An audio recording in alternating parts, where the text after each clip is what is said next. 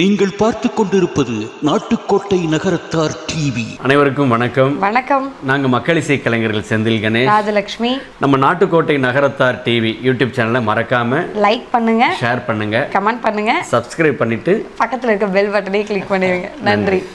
சென்னையில் வைர நகைகள் வாங்க R Arunachalam, A Ramnath, smart diamonds, traditionally modern jewellery, T Nagar, Chennai. வினை தீர்க்கும் விநாயகர் ராஜராஜ சோழனுக்கு பிறந்த நாள். ராஜராஜ சோழனுக்கு பிறந்த நாள், ஊரெல்லாம் ஒரே கொண்டாட்டம். ராஜராஜ சோழனுடைய அக்கா தமக்கை குந்தவை பிராட்டி. முற்காலத்திலே சோழ நாட்டினுடைய தலைநகர் பழையார். தஞ்சாவூர் இல்லை, அப்போ பழையார் தான் தலைநகராக இருந்தது. ராஜராஜ சோழனுடைய பிறந்த நாளுக்காக ஊரெல்லாம் கொண்டாட்டம். அவருடைய தமக்கை குந்தவை பிராட்டி கோயிலுக்கு போய் சாமி கும்பிட்றதுக்கு போகிறார். உள்ளே நுழைவதற்கு முன்னதாக அந்த கோயில் வாசலிலே ஒரு கண் பார்வை புலன் இழந்த ஒரு சிறுவன் உட்காந்து பூ மாலை தொடுத்து கொண்டு பூ கட்டிக்கிட்டு ஒரு பாட்டு பாடிக்கிட்டு இருக்கேன். அப்போ இந்த குந்தவை பிராட்டி அவனை அப்படியே பார்த்துக்கிட்டே இருந்தான். பார்த்துக்கிட்டு இருந்தோன்னா அந்த பையன் கேட்டான், ஏன் பாட்டு, ஏன் அம்மா நீங்கள் பூ வாங்கலையா? இவன் என்ன சொன்னான், ஏன்பா இந்த பாடல் ஒன்று பாடுனியே, அது என்ன பாட்டு, திருப்பி பாடு. அப்படியா, பாடுறேன் கேளுங்க.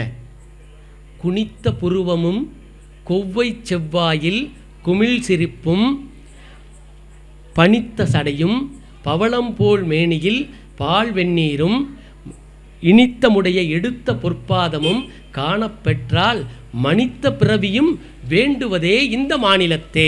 அவன் பாடின பாட்டு என்ன பாடினா, குனித்த புருவமும் கொவ்வை செவ்வாயில் குமிழ் சிரிப்பும் பனித்த சடையும் பவளம் போல் மேனியில் பால் வெந்நீரும் இனித்தமுடைய எடுத்த பொற்பாதமும் காணப்பெற்றால் மனித்த பிறவியும் வேண்டுவதே இந்த மாநிலத்தே.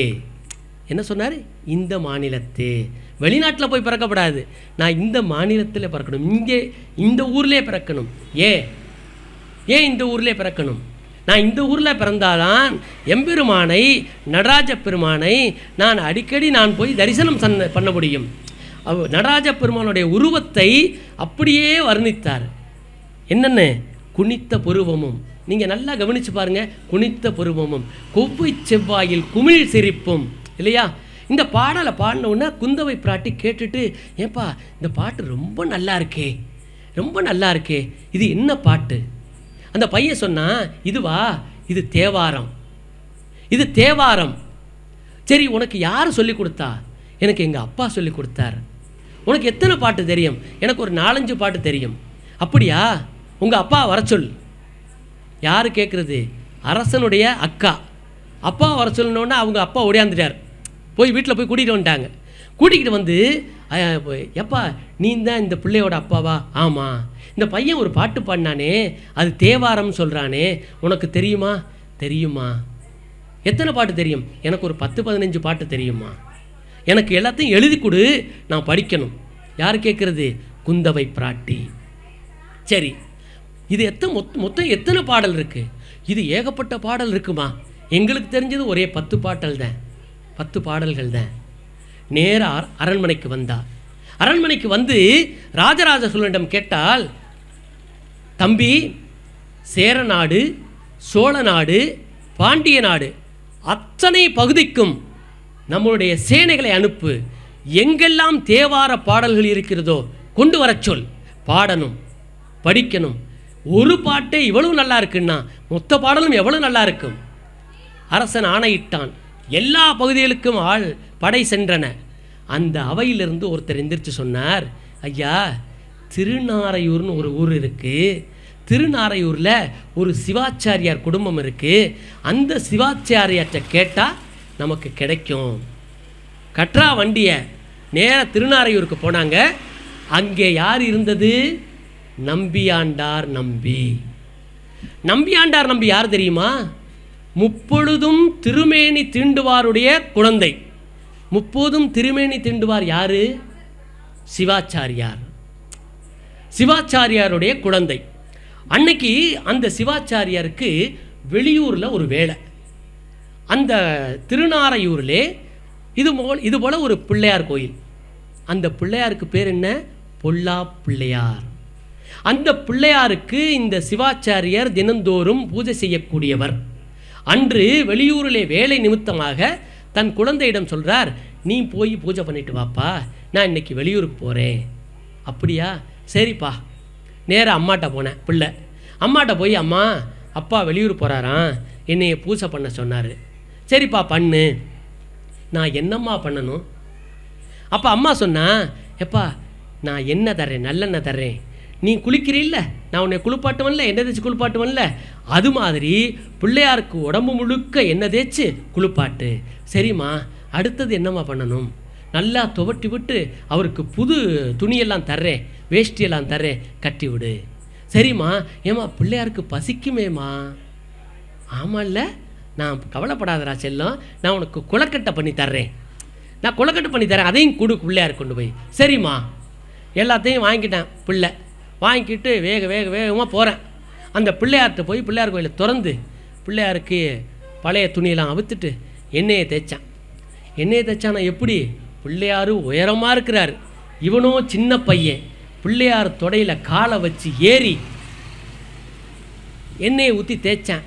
பிள்ளையார் தொடையில் காலை வச்சு ஏறலாமா? என்ன ஏறலாமா? ஏறப்படாது. அவன் ஏறலாம், ஏன்னா அவன் மனசு சுத்தமான மனசு இல்லையா? குழந்தையும் தெய்வமும் ஒன்று தானே. அவன் ஏறினான். ஏறிய பிள்ளையாருக்கு எண்ணெயை ஊற்றி நல்லெண்ணெய் ஊற்றி உச்சந்தலையிலேருந்து தேய்ச்சான், முதுகெல்லாம் தேய்ச்சான், வகுத்தெல்லாம் தேய்ச்சான். பேசிக்கிட்டே பண்ணேன், பிள்ளையார் நல்லா இருக்கியா, சௌரியமாக இருக்கியா, எப்படி இருக்கிற, ரொம்ப நாளாச்சு பார்த்து அப்படின்னு மனசு குளிர உடம்பு குளுக்க எண்ணெயை தேய்ச்சான். இது வரைக்கும் அந்த பிள்ளையார் அந்த மாதிரி எண்ணெய் தேய்ச்சி குளித்ததே இல்லை.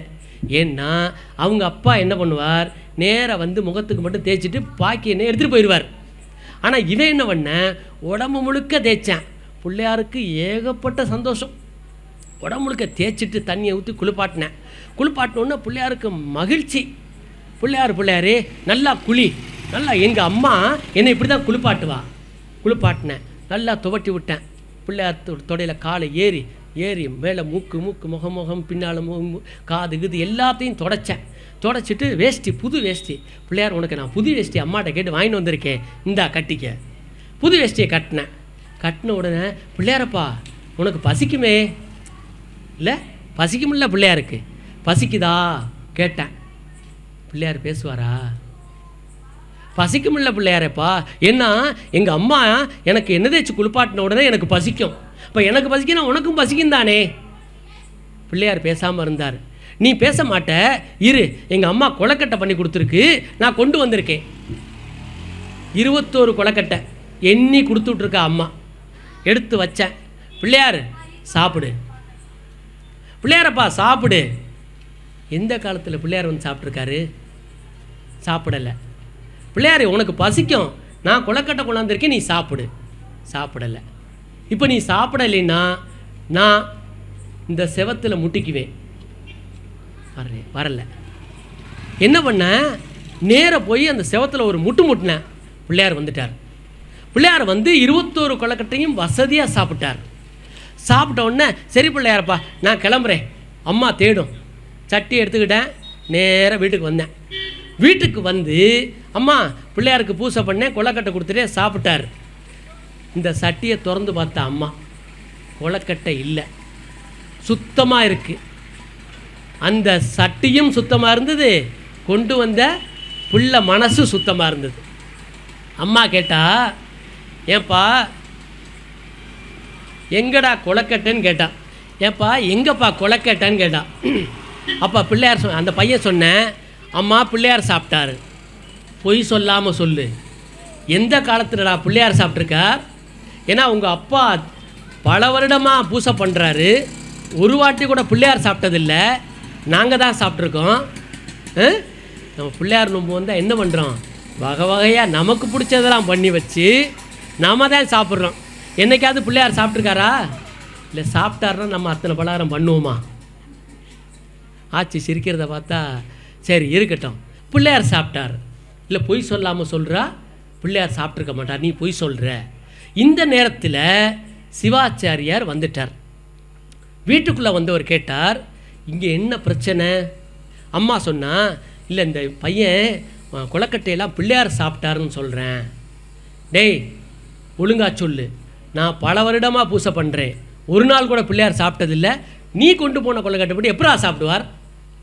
அம்மா சொன்னா, இவன் பொய் சொல்கிறாங்க. அப்பா சொன்னார், சொல்ல மாட்டானே, ஏன் தெரியுமா, நம்ம பொய் சொல்ல இன்னும் கற்றுக் கொடுக்கல இல்லை. ஆனால் நம்ம இப்போ என்ன பண்ணுறோம், வாயை திறந்தா பொய்யே சொல்லிக்கிட்டு இருக்கிறோம். அம்மா சொன்னால் இவன் பொய் சொல்கிறேன், அப்பா சொன்னார் நாம் பொய் சொல்ல கற்றுக் கொடுக்கல. டேய் உண்மையை சொல்லு. இல்லைப்பா உண்மையாக பிள்ளையார் தான் சாப்பிட்டார். சரி, அம்மாட்ட கேட்டா, ஏப்பா இன்னும் கொலக்கட்டை வச்சுருக்கியா? அம்மா சொன்னா, அடுப்படியில் ஒரு 7-8 கொலக்கட்டை வச்சுருக்கேங்க. அதானே பழக்கம், எடுத்துகிட்டு வா, நேர வா, இப்போ வாடா, நான் கூட்டிகிட்டு போகிறேன். இப்போ எங்களுக்கு முன்னால் நீ கூப்பிடு, வந்து சாப்பிட்றாரா பார்ப்போம். சத்தியமாக சாப்பிடுவாருன்ட்டேன். பிள்ளை என்ன சொல்லிட்டேன், சத்தியமாக சாப்பிடுவாருப்பா. கூட்டிகிட்டு போனாங்க. இந்த செய்தி உலகம் முழுக்க தெரிந்தது, ஊர் முழுக்க தெரிந்து விட்டது. ஊர் மக்கள் எல்லாம் வந்துட்டாங்க. வந்து ஏன்னா பிள்ளையார் வந்து கொலக்கட்டை சாப்பிட போகிறாரு. இப்போ கொஞ்ச நாளைக்கு முன்னால் பால் குடித்தார்ல, அந்த மாதிரி தான். பால் குடித்தாரோ இல்லையோ, உலகம் முழுக்க பால்காரனுக்கு வியாபாரம் நல்லா ஆணுச்சு இல்லையா. கொலக்கட்டை சாப்பிட போகிறாரு. நேராக எல்லோரும் வந்தாங்க, எடுத்து வச்சாங்க. இப்போ கூப்பிட்றா கொலக்கட்டை சாப்பிட்றதுக்கு பிள்ளையார. இந்த பையன் என்ன பண்ண, நம்பியாண்டார் நம்பி, பிள்ளையாரப்பா கொலக்கட்டை வச்சுருக்கேன், 10 கொலக்கட்டை வந்து சாப்பிடு. வரணுமில்ல, வரலை. இப்போ இந்த பையன் சொன்ன, பிள்ளையாரு அப்போ நீ வராட்டினாலும் பரவாயில்ல, நீ இப்போ வந்தாகணும், இல்லைன்னா நான் சொன்னது பொய்யா போயிரும் ஐயா, நீ வந்துடுறப்பா. பிள்ளையார் வரல. போய் நேராக ஒரு முட்டை போனான்ல, வந்துட்டார். வந்து இந்த 10 கொலக்கட்டையும் வசதியாக சாப்பிட்டார். எல்லாருக்கும் ஒரே ஆச்சரியமாக போய்விட்டது. எல்லாரும் இந்த பிள்ளையோட காலில் விழுந்து வணங்க ஆரம்பிச்சிட்டாங்க. ஏன்னா இந்த பையன் கூப்பிட்டு பிள்ளையார் வந்துட்டாரே இல்லையா. எல்லாரும் வணங்க ஆரம்பித்து விட்டார்கள். என்ன செய்கிறது, எல்லாரும் கிளம்பி அவங்க வீட்டுக்கு பயந்து வீட்டுக்கு போயிட்டா. இந்த பையன் மட்டும் பிள்ளையார்கிட்டே நின்ன, பிள்ளையாரப்பா எனக்கு பள்ளிக்கூடத்துக்கு போகிறதுக்கு நேரமாகி போச்சு, நீ இந்த விளையாட்டு பண்ணதில் எனக்கு நேரமாகி போச்சு, நான் இனிமேல் பள்ளிக்கூடத்துக்கு போக முடியாது. என்ன சொன்னார் தெரியுமா, என்னுடைய ஆசான் திட்டுவார். இந்த பையன் சொல்கிறேன், என்னுடைய ஆசான் திட்டுவார். பிள்ளையார் கேட்டார், நான் என்னையா செய்யணும் உனக்கு, எனக்கு நீ பாடம் கற்பி, எனக்கு நீ பாடம் கற்பித்து கொடு அப்படின்னார். அந்த பையனுக்கு பிள்ளையார் வந்து பாடம் கற்பித்தார். இந்த செய்தி ராஜராஜ சோழனுக்கு எட்டியது. ராஜராஜ சோழனுக்கு எட்டின உடனே நேர படைகளோடு நம்பியாண்டார் நம்பியை பார்க்க வந்துட்டாங்க. பார்க்க வந்துட்டு நம்பியாண்டார் நம்பி சின்ன பையன், அரசன் அவனுடைய காலில் விழுந்து வணங்கினான். ஐயா நீ தான் உதவி செய்யணும். என்ன செய்யணும், இந்த பிள்ளையார்ட்ட கேட்டு சொல்லு தேவாரம்லாம் எங்கே இருக்குன்னு. எப்படி பாருங்க, இந்த தேவார பாடல்கள் எல்லாம் எங்கே இருக்கு. ஏன்னா நீ கேட்டால் பிள்ளையார் தான் வந்துடுறாரு. ஓ யாராவது ஒருத்தர் கேட்டால் பிள்ளையார் வந்துட்டார்னா நாம் பிள்ளையாரை விட்டுருவோம், கேட்டவரை பிடிச்சிக்குவோம். ஐயா எனக்கு அதை வாங்கி கொடு, இதை வாங்கி கொடு இல்லையா. அந்த மாதிரி இந்த ராஜா என்ன பண்ணார், இந்த நம்பியாண்டார் நம்பிக்கிட்ட குழந்தைகிட்ட பிள்ளையார்ட்ட கேட்டு சொல். ஏன்னா அக்காவோட உத்தரவு உலகத்திலே எங்கே, ஏன்னா பிள்ளையாருக்கு தெரியும் தானே. வாங்க கூட்டிகிட்டு போனேன். கூட்டிகிட்டு போய் அந்த பிள்ளையார்கிட்ட, பொல்லா பிள்ளையார் போய் நின்று, பிள்ளையாரப்பா தேவார பாடல்களும் எங்கே இருக்கின்றன. அப்போ பிள்ளையார் சொன்னார், சிதம்பரத்திற்கு போங்க. எங்கே சொன்னார், சிதம்பரத்திற்கு போங்க, நடராஜர் சன்னதி மேலே பரணை மேலே இருக்கிறது. எப்படி சொன்னார் பாருங்க, சிதம்பரத்திலே நடராஜர் சன்னதிக்கு பக்கத்திலே பரணை மேலே தேவார பாடல்கள் அத்தனையும் இருக்கின்றன, போய் எடுத்துக்க. விடுவாரா ராசா. நம்பியாண்டார் நம்பியை கூட்டிக்கிட்டு நேராக சிதம்பரத்துக்கு வந்தாங்க. சிதம்பரத்துக்கு வந்தால் கோயில் சாத்திருக்கு. தில்லைவாழ் அந்தணர்கள் கோயிலை திறக்க மாட்டேன்ட்டா, கோயிலை திறக்க முடியாதுட்டாங்க. வந்திருக்கிறது ராஜராஜ சோழன். நீ யாரா வேணாலும் இருந்துட்டு போ. ஏன்னா இந்த பாடல்களை கொடுத்தவர்கள் 3 பேர். யார்? திருஞான சம்பந்தர், திருநாவுக்கரசர், சுந்தரமூர்த்தி சுவாமிகள். தில்லைவாழ் அந்தணர்கள் என்ன சொன்னாங்க? இந்த 3 பேரும் வந்து கையெழுத்து போட்டாதான் நாங்கள் அந்த பரணையிலேருந்து அந்த பாடல் எடுத்து தருவோம். வங்கிக்கு போகிறோம், வங்கியில் போய் அந்த லாக்கர் யூனிட்டுன்னு ஒன்று வச்சுருப்போம், நிறைய வச்சுருப்போம் இல்லையா? அங்கே போய் அந்த யார் கையெழுத்து போட்டு உள்ள அந்த லாக்கரை ஆப்ரேட் பண்ணுறோமோ அனுமதிக்கிறோமோ அவங்க போனால் தானே கொடுப்பாங்க பேங்கில். அது மாதிரி தில்லைவாழ் அந்தணர்கள் என்ன சொன்னாங்க? அந்த 3 பேரும் வந்தாதான் இதை கொடுப்போம் ஐயா. ராஜன் சொன்னார், ராஜராஜன், நான் அரசன் வந்திருக்கிறேன், சோழ மகாராஜா வந்திருக்கிறேன். தில்லைவாழ் அந்தணர்கள் சொன்னால், நீ யாரா வேணாலும் இருந்துட்டு போ, அந்த மும்மூர்த்திகளை வர சொல். எப்படி வர முடியும்? இது நடப்பது கிட்டத்தட்ட 7-8ஆம் நூற்றாண்டு. இந்த நான் சொல்லக்கூடிய செய்தி நடக்கக்கூடியது 7-8ஆம் நூற்றாண்டு. ஆனால் அங்கே மும்மூர்த்திகள் கொடுத்தது கிட்டத்தட்ட 300-400 வருடங்களுக்கு முன்னதாக. எங்கேருந்து கூட்டிகிட்டு வர்றது? அப்போ நம்பியாண்டார் நம்பி சொன்னார், ஒரு யோசனை சொன்னார் ராஜனுக்கு. என்ன சொன்னார்? அரசே, நான் சொல்ல யோசனையை நீங்கள் கேளுங்கள். என்ன? அப்பர், சுந்தரர், திருஞான சம்பந்தர், இந்த 3 பேருடைய மும்மூர்த்திகளுடைய முழு உருவ வெண்கலச் சிலை செய்யுங்கள். முழு உருவ வெண்கலச் சிலையை செய்து எடுத்து வாருங்கள். உடனே ஏற்பாடானது. 3 பேருடைய முழு உருவ வெண்கலச் சிலை வந்தது. இப்போ போனாங்க. இப்போ இல்லைன்னு சொல்ல முடியுமா?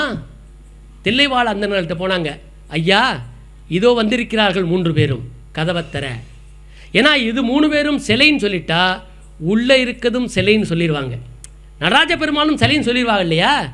அப்போ 3 பேரும் வந்திருக்கான்னு சொன்ன உடனே தில்லைவாழ் அந்தணர்கள் அந்த சன்னிதானத்தை திறந்தார்கள். உள்ளே போய் பார்த்து பரணையை எடுத்து பார்த்தால் லட்சக்கணக்கான பாடல்கள் அத்தனையும் கரையான் அரித்து விட்டது, அத்தனையும் கரையான் அடித்து விட்டது. அதை அத்தனையும் தூய்மைப்படுத்தி எடுத்தா கிட்டத்தட்ட 8000 பாடல்கள் மட்டுமே கைக்கு கிடைக்கப்பெற்றன. வெறும் 8000 பாடல்கள் மட்டுமே, 8000 சொச்சம் பாடல் தான் திருமுறைகள் கிடைத்தன. அதை அத்தனையும் எடுத்து வந்து நம்பியாண்டார் நம்பி என்ன செஞ்சார்? 11 திருமுறைகளாக வகுத்தார். 11 திருமுறைகளாக வகுத்து கொடுத்துவிட்டு இறைவனடி சேர்ந்து விட்டார் நம்பியாண்டார் நம்பி. இறுதியாக பிற்காலத்திலே தெய்வ சேக்கிழார் பெருமான் 63 நாயன்மார்களுடைய வரலாற்றை நல்லா கவனிங்க. இந்த 11 திருமுறைகளுக்கும் ஒவ்வொன்றுக்கும் ஒவ்வொரு பேர் உண்டு. ஒவ்வொன்றும் ஒரு தெய்வத்தையோ ஒரு அடியாரை பற்றி குறிப்பிடக்கூடியது. 12வது திருமுறையாக சேக்கிழார் பெருமான் 63 அடியார்களை பற்றி பாடினார். பாடி 12வது திருமுறையாக சேர்த்தார்கள். அந்த 12வது திருமுறைக்கு பெயர் பெரிய புராணம் என்று வைத்தார்கள். அடியார்களை பற்றி பாடியதற்கு பெயர் என்ன? பெரிய புராணம். இப்போ நான் இந்த இடத்துல ஒரு கேள்வி கேட்கிறேன். இறைவனால், சிவபெருமானால் முடியாத காரியம் என்ன? இப்போ என்னால் முடியாத காரியம் என்னன்னா பெரிய லிஸ்ட் போடலாம் இல்லையா? உங்களால் முடியாத காரியம் என்னன்னா ஒவ்வொருத்தரும் சொல்லிடலாம். ஆனால் இறைவனால் முடியாத காரியம் ஒன்று உண்டு. அது என்ன தெரியுமா? சிவபெருமான் அடியாரை விட்டு பிரிந்திருக்க மாட்டார். அடியாரை விட்டு பிரிந்திருக்க எம்பெருமானால் ஒரு காலும் முடியாது. அது ஒன்றுதான் சிவபெருமானால் முடியாத காரியம். அதனால்தான் 63 நாயன்மார்களை அவர்களுடைய செய்திகளை தொகுத்து பெரிய புராணம் என்று 12வது திருமுறையாக சேர்த்தார்கள். ஆக 12 திருமுறைகளையும் தொகுத்து கொடுத்த மிகப்பெரிய பெருமைக்கு சொந்தக்காரர் யார் தெரியுமா? விநாயகப் பெருமான் திசை காட்டினார். ஆனால் நமக்கு அற்புதமான காவியத்தை, நம் வாழ்க்கை தத்துவத்தை, நீங்கள் 12 திருமுறைகளை படித்தவர்களுக்கு தெரியும், அல்லது படிக்க போகிற உங்களுக்கு தெரியும். அன்றாடம் நாம் எப்படி வாழ வேண்டும் என்பதை நமக்கு கற்றுத்தரக்கூடிய 12 திருமுறைகளை நமக்கு கொடுத்த மிகப்பெரிய பெருமைக்கு சொந்தக்காரர்.